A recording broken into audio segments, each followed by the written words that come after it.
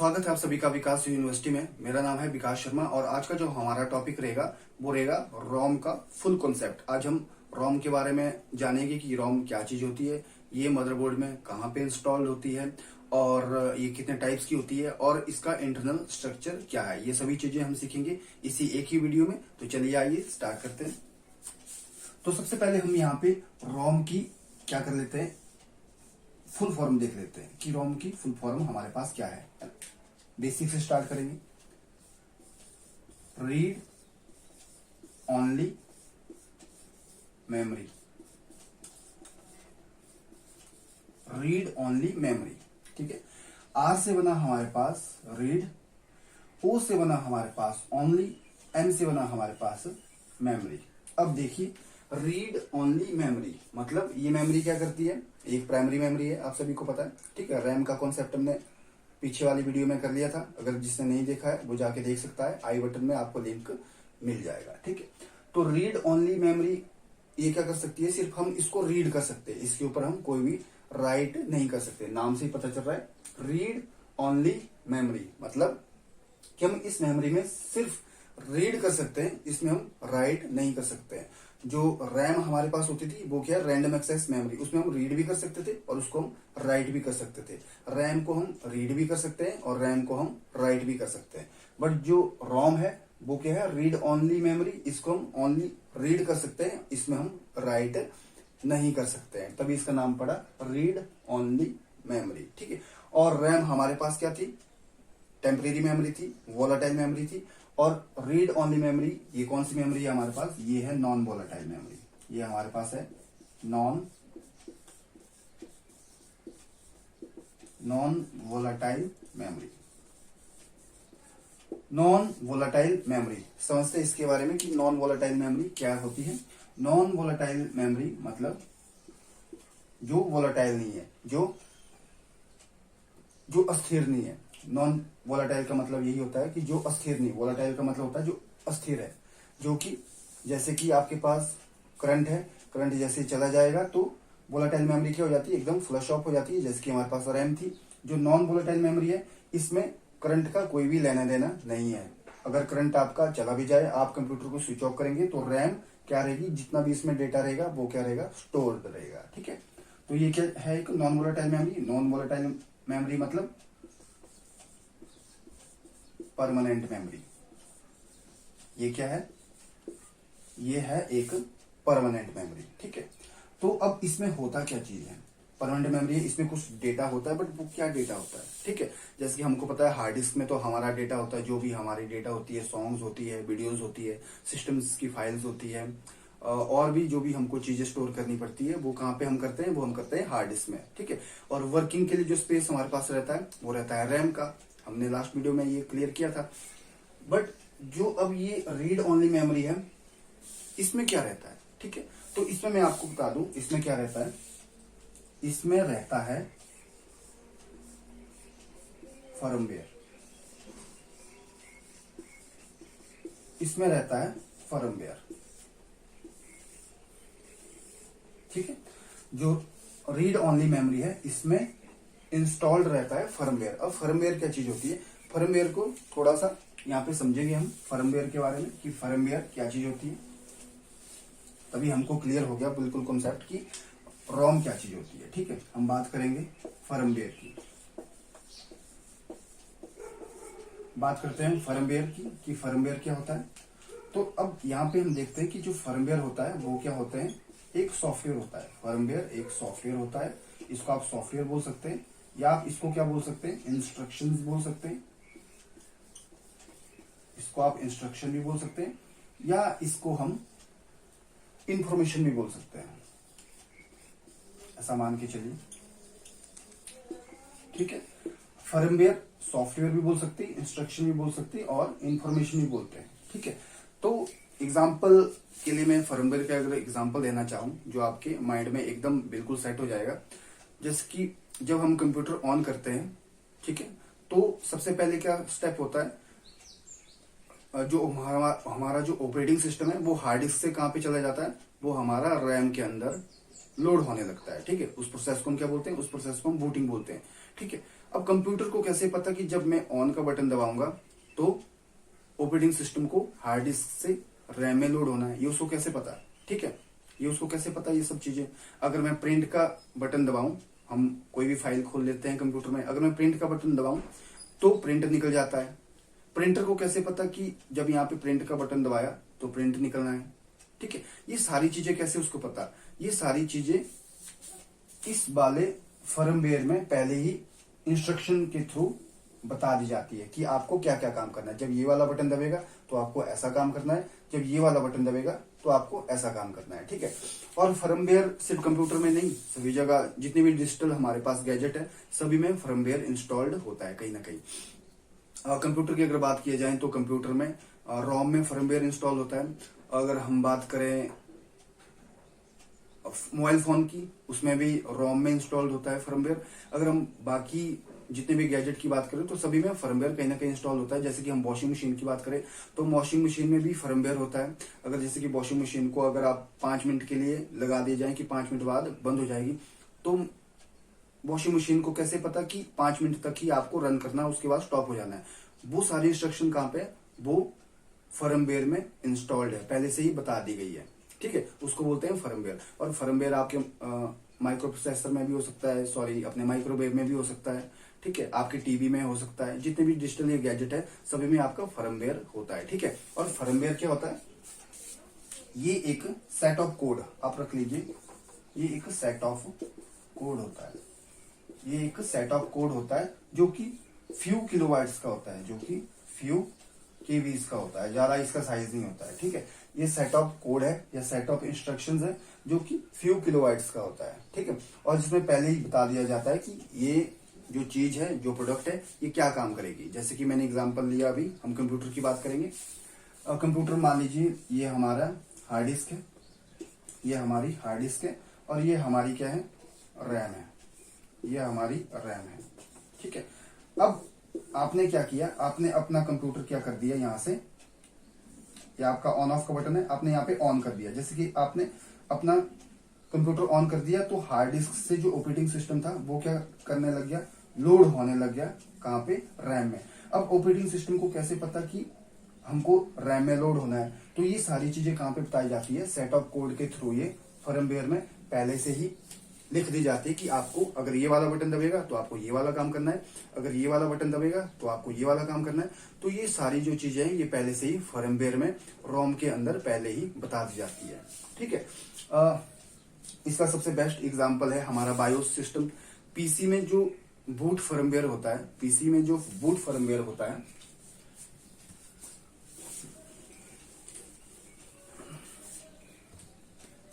Boot firmware, PC में जो boot firmware होता है उसको हम बायोस बोलते हैं। उसको हम क्या बोलते हैं? बायोस। ठीक है, आपने देखा रहेगा कि कंप्यूटर जब खाली होता है, बिल्कुल भी उसमें ऑपरेटिंग सिस्टम तक नहीं होता है, बिल्कुल खाली होता है, फिर भी आप देखते हैं कि एस्केप का बटन दबाएंगे आप या F2 दबाएंगे, किसी से F9 में F11 से खुलता है बायोस। तो बायोस वाला जो सिस्टम है वो कहां से आया? कंप्यूटर तो बिल्कुल खाली है, उसमें ऑपरेटिंग सिस्टम तक नहीं पड़ा है, फिर भी उसमें बायो सिस्टम कहां से आया? जो वो बायो सिस्टम है वो किसका हिस्सा है? वो है आपके फर्मवेयर का हिस्सा।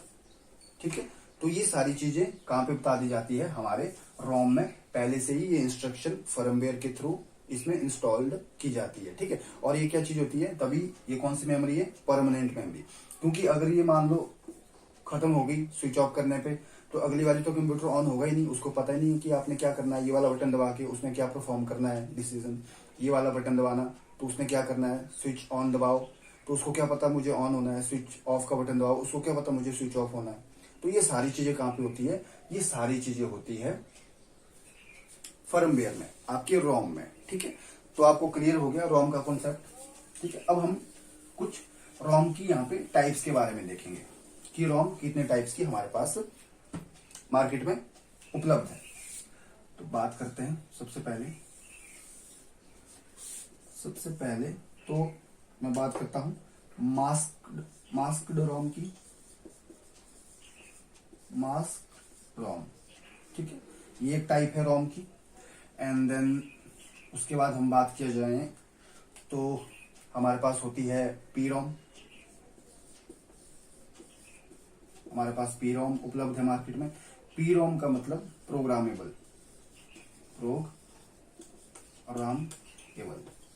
प्रोग्रामेबल रोम, ठीक है। एंड देन जो हमारे पास मार्केट में उपलब्ध है वो है मास्क रोम आ गई, पी रोम आ गई एंड ईपी रोम आ गई, ईपी रोम, ईपी रोम, ठीक है। ई से यहां पे बनता है erasable, P ROM, erasable P ROM, P ROM फिर से क्या आ गई, प्रोग्रामेबल रोम है। अब नेक्स्ट जो हमारे पास टाइप आती है, वो आती है इसका ही अपग्रेडेड वर्जन जो कि है E P ROM, P ROM, ठीक है। और इस ई से हमारे पास बनता है इलेक्ट्रिकली इरेजेबल पी रोम, ठीक है। और एक हमारे पास और टाइप आती है, और उसको हम बोलते हैं फ्लैश मेमोरी, फ्लैश मेमोरी, ठीक है। उसका नाम हम देते हैं फ्लैश मेमोरी, ठीक है। और ये भी क्या है, ये भी एक ई पी रोम ही है, ठीक है। ये भी क्या है, ई पी रोम ही है, फ्लैश मेमोरी भी एक पी रोम ही है। अब इन दो के बीच में डिफरेंस क्या आया ये मैं आपको अभी क्लियर करता हूं। सबसे पहले बात करते हैं मास्क रोम की, कि ये मास्क रोम क्या होता है। रोम तो हमको पता है, रीड ओनली मेमोरी, हमको सारा क्लियर है। अब ये मास्क रोम क्या होती है, मास्क रोम होती है जो भी जब मैन्युफैक्चरर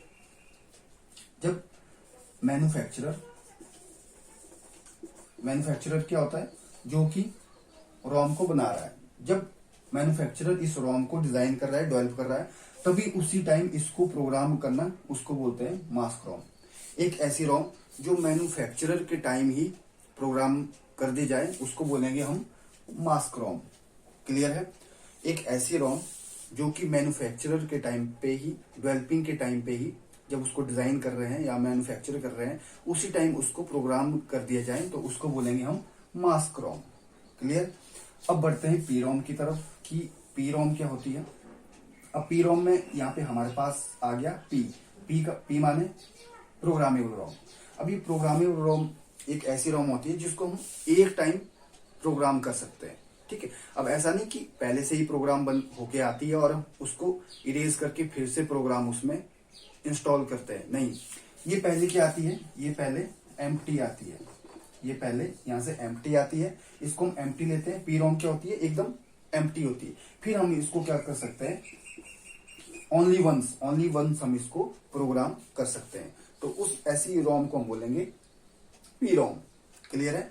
एक ऐसी रोम जो पहले से खाली स्लॉट में आती है, मतलब कि खाली आती है, बिल्कुल एम्प्टी आती है, और उसको हम ओनली वंस प्रोग्राम कर सकते हैं, उसको बोलते हैं प्रोग्रामेबल रोम, क्लियर। अब बढ़ते हैं ईपी रोम के बारे में कि ये ईपी रोम क्या चीज है, ठीक है। ईपी रोम में देखो, पी रोम तो वही आ गई हमारे पास प्रोग्रामेबल रोम, इसमें यहाँ पे जुड़ गया हमारे पास इरेजेबल पी रोम, मतलब कि जो ये पी रोम है उसको हम एक बार ओनली एक बार इसको हम क्या कर सकते हैं, इरेज कर सकते हैं, ठीक है। जैसे कि प्रोग्राम वो हो चुकी है पहले से ही, उसको एक बार हम इरेज कर सकते हैं through ultraviolet, through UV rays,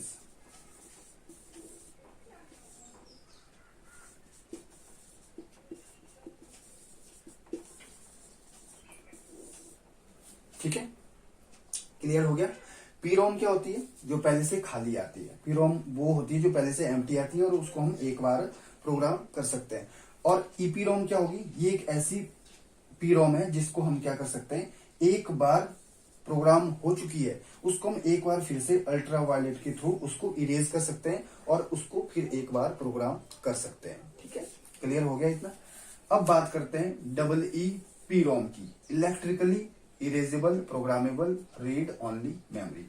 अब इसको क्या कर सकते हैं हम, इलेक्ट्रिकली इरेज कर सकते हैं, ठीक है, किसके थ्रू, इलेक्ट्रिकल सिग्नल के थ्रू, इसको भी हम इरेज कर सकते हैं। कैसे? इलेक्ट्रिकल सिग्नल के थ्रू हम इसको इरेज कर सकते हैं। इसको हम ओनली वंस इरेज कर सकते हैं ईपीरोम को। इसको हम एक से ज्यादा बार भी इरेज कर सकते हैं, बट ध्यान रखिएगा इसको जितनी बार इरेज करेंगे इसकी जो क्वालिटी है वो डिग्रेड होती जाएगी। क्लियर है? चारों टाइप क्लियर है। अब देखिए फ्लैश मेमोरी के बारे में। फ्लैश मेमोरी भी क्या है? एक ईईपीरोम है, बट इनके बीच में डिफरेंस क्या है? What is the difference between EEPROM and इस फ्लैश मेमोरी? क्योंकि फ्लैश मेमोरी भी क्या है, ये भी डब्ल्यूईपीरोम है। इसके बीच में जस्ट एक डिफरेंस है। इसके बीच में ये डिफरेंस है कि जो ईईपीरोम है इसमें जो डेटा इरेज होता है वो होता है bit by bit, bit by bit, bit by bit. ठीक है?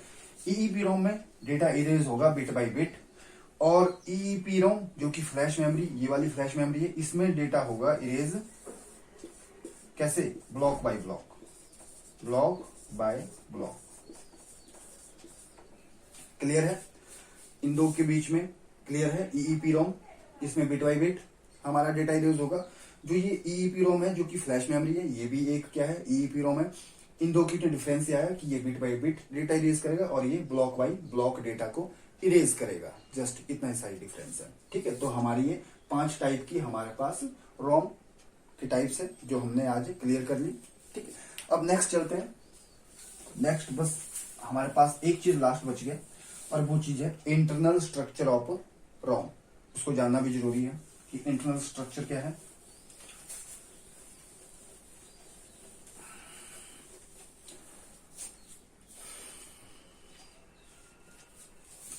Internal structure,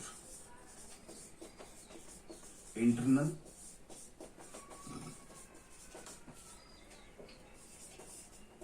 internal structure of ROM. ठीक है? तो बात करते हैं हम। आज हम डिस्कस करेंगे 64x4 इंटरनल स्ट्रक्चर। ठीक है? 64x4। ठीक है? क्लियर? अब मैं आपको बता दूं जो रोम है, जो हमारी रोम है, उसका जो इंटरनल स्ट्रक्चर है वो बेसिक 2 कॉन्सेप्ट को इंक्लूड करता है। 2 बेसिक कंपोनेंट कौन कौन से होते हैं? 2 बेसिक जो कंपोनेंट होते हैं इसके, वो कौन कौन से होते हैं? वो सबसे पहले एक तो हमारा डिकोडर होता है। जो इंटरनल स्ट्रक्चर है रोम का, उसके लिए हमारे को सिर्फ 2 कंपोनेंट की हमारे को नीड पड़ती है। जो सबसे पहला कंपोनेंट है वो है डिकोडर। सबसे जो पहला कंपोनेंट है वो है डिकोडर। एंड जो दूसरा जो हमारे पास इंटरनल स्ट्रक्चर को बनाने के लिए काम आएगा वो है पहला डिकोडर एंड दूसरा ऑर गेट। ठीक है? जस्ट डिकोडर और ऑर गेट के थ्रू ही हम क्या करते हैं? इंटरनल स्ट्रक्चर ऑफ रोम तैयार करते हैं। ठीक है? अब ऑर गेट तो आप सभी को पता है कि ऑर गेट क्या होता है। अब डिकोडर क्या चीज होता है? डिकोडर कुछ नहीं होता है, जस्ट इसमें क्या कर सकते हैं हम, जो हमारे बाइनरी कोड होते हैं, जो हमारे बाइनरी कोड होते हैं या बीसीडी कोड होते हैं, उसको ये क्या करता है? कन्वर्ट करता है डेसिमल फॉर्म में। उसको ये कन्वर्ट करता है डेसिमल फॉर्म में। ठीक है? डिकोडर कंफर्म हो गया। डिकोडर क्या होता है? बाइनरी कोड को या बीसीडी कोड को डेसिमल फॉर्म में ये कन्वर्ट करता है। उसको हम क्या बोलते हैं? डिकोडर। ठीक है? और जो इंटरनल स्ट्रक्चर ऑफ रोम है वो उसको बनाने के लिए 2 बेसिक कंपोनेंट हमको नीड पड़ते हैं। सबसे पहले डिकोडर और दूसरा ऑर गेट। ठीक है? तो देखिए हम इन्हीं 2 को यूज करके इंटरनल स्ट्रक्चर ऑफ रोम यहाँ पे तैयार करने वाला है।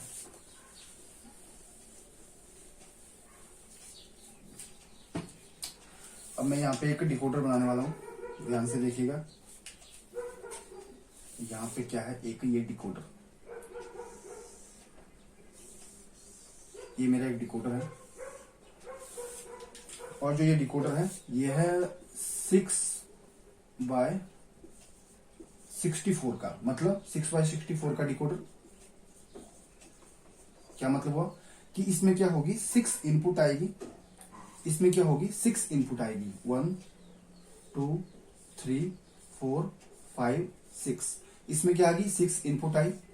01 A0 A1 A2 A3 A4 and A5। कितनी होगी ये? 6 इनपुट। अब इसकी ये इनपुट है, ये इसकी आउटपुट है। आउटपुट कितनी आएगी इसकी? 64। ठीक है? तो 64 के लिए मैं क्या करता हूं? यहाँ पे 0 1 2 यहां से लेके कितनी होगी? 63 तक, तो हो गई 64। अब देखिए यहाँ पे ये हमारा डिकोडर यहाँ पे तैयार हो गया। अब हम क्या करेंगे, इसकी आउटपुट निकालेंगे। तो ये आ गई एक आउटपुट, ये आ गई एक आउटपुट, ये आ गई एक आउटपुट, ठीक है, और ये आ गई एक आउटपुट, ठीक है। अब देखिए यहाँ पे हम और गेट बनेगी। अब यहाँ पे क्या होगा, 64/4 रोम है ये, तो ये 64 क्या है, इनपुट आएगी। अब इसकी 64 इनपुट आई है और 4 क्या आएगी, आउटपुट आएगी, ठीक है। तो यहाँ पे कंफ्यूज हो जाते हैं काफी ज्यादा। ये मैं सबसे पहले ये निकाल दिया और उसके बाद ये निकाल दिया और उसके बाद इसको ले लिया और उसके बाद यहां से इसको ले लिया, है ना। और ये क्या बन गया हमारा, और गेट, ठीक है, डन। अब यहां पे मैं दूसरा करता हूं same to same.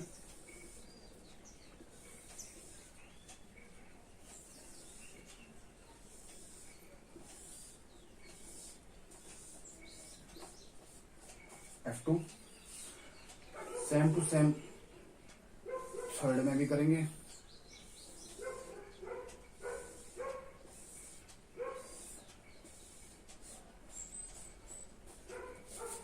Same to same fourth में भी करेंगे।